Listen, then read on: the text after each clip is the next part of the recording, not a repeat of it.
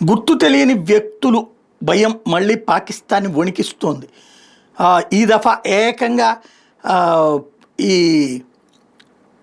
హబీబుల్లా హక్కాని మరణం తర్వాతన అది కూడా హఫీజ్ సయీద్కి సంబంధించినటువంటి చాలా కీలకమైనటువంటి వాళ్ళు అందరూ పోయారు.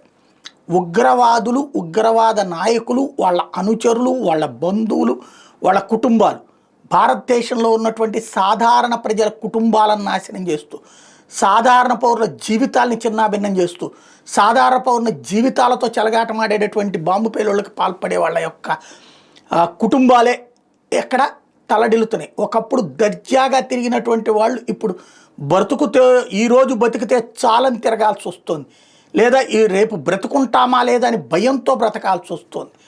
ఎవరు చేస్తున్నారు అంటే గుర్తు తెలియని వ్యక్తులు. ఎందుకు చేస్తున్నారు అంటే ఎవరికీ తెలియదు.